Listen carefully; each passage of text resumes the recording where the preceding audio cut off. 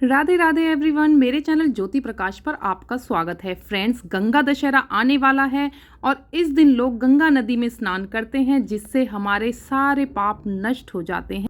ज्येष्ठ मास के शुक्ल पक्ष की दशमी तिथि को गंगा दशहरा मनाया जाता है। कहते हैं कि माँ गंगा जी का अवतरण आज ही के दिन शिवजी जी की जटाओं से पृथ्वी पर हुआ था। इसी कारण से गंगा नदी में स्नान करने का महत्व और अधिक बढ़ जाता है।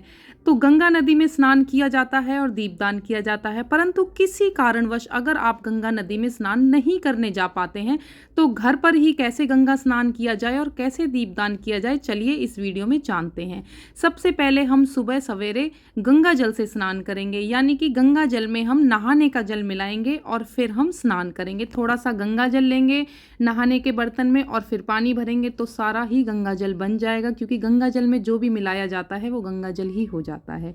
तो स्नान करने के बाद हम एक साफ जगह पर चौक पूरेंगे। आप चाहें तो घर के मंदिर में भी इस पूजा को कर सकते हैं या फिर किसी भी साफ जगह पर आप ये पूजा कर सकते हैं। उस चौक पूरा है मैंने, क्योंकि कोई भी पूजा हम डायरेक्ट ज़मीन पर रखकर नहीं करते हैं, दीपदान डायरेक्ट ज़मीन पर हम नहीं करेंगे, इसलिए मैंने चौक पूर लिया है। चौक पूरने के बाद एक साफ सा बर्तन हम लेंगे जो कि झूठा ना हो। देखिए, ये परात मैंने ली है, ये झूठी नहीं होती है, ये सबसे स्वच्छ बर्तन माना जाता है।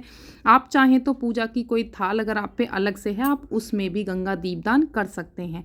अब यहाँ मैंने एक लोटे में थोड़ा सा गंगा जल लिया है। याद रखिएगा, सबसे पहले मैंने गंगा जल लिया है और उसके बाद मैं साफ जल इसमें मिलाऊंगी। उल्टा मत कीजिएगा, पहले गंगा जल डालना है और उसके बाद हमें साफ जल डालना है। तो इस तरह से हमने माँ गंगा को इस बर्तन में ही प्रवेश करा दिया है। माँ गंगा अब हमारे इस बर्तन में ही है, ऐसा मानकर, माँ गंगा का ही स्वरूप इसे मानकर अब हम पूजा करेंगे। तो देखिए, सबसे पहले हम तिलक अर्पित करेंगे। जब हम पूजा करते हैं गंगा के घाट पर, हम जिस तरह से पूजा करते हैं बिल्कुल वैसे ही करेंगे।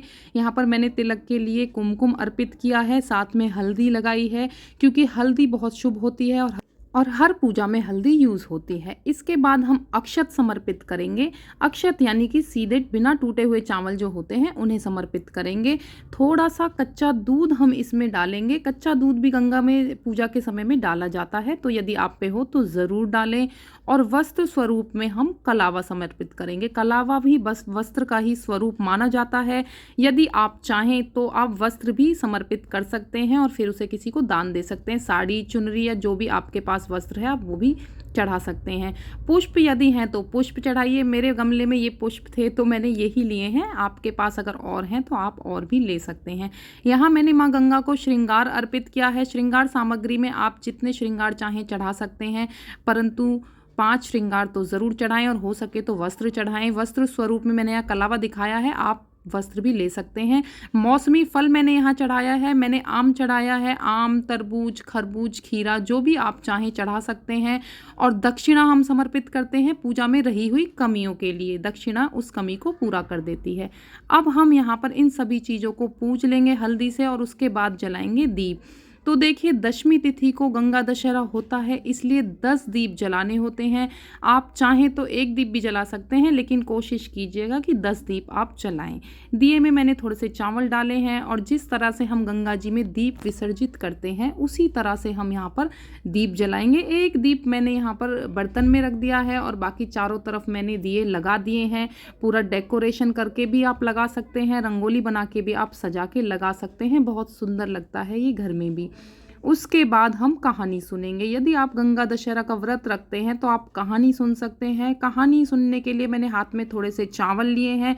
कहानी आप फ़ोन से, किताब से, कहीं से भी सुन सकते हैं। और यहीं से एक दिया लेकर मैंने आरती कर दी है। तो फ्रेंड्स, इस तरह से गंगा पूजन हो जाता है और गंगा दीपदान हो जाता है। आप चाहें तो सुबह दीपदान कर सकते हैं या शाम को कर सकते हैं, लेकिन याद रखिएगा दीपदान का महत्व तब बहुत अधिक बढ़ जाता है जब सूर्य उदय से पहले दीपदान किया जाए या सूर्यास्त के बाद दीपदान किया जाए, यानी कि अंधेरे में दीपदान करते हैं तो और अच्छा होता है। बाकी आप दिन के किसी भी समय कर सकते हैं। यदि आपने सुबह दीपदान किया है तो शाम के समय जब दीपक ठंडे हो जाएं तो इस जल को हम पौधों में दे सकते हैं। और यदि आपने शाम के समय दीपदान किया है तो अगले दिन सुबह पौधों में इस जल को दे सकते हैं। जो भी श्रृंगार सामग्री हमने यहाँ पर चढ़ाई है, फल चढ़ाए हैं, दक्षिणा चढ़ाई है, दान दे दी जाती है। तो फ्रेंड्स, ये बहुत ही आसान तरीका है, बहुत ही सरल विधि है गंगा पूजा की और गंगा में दीपदान करने की।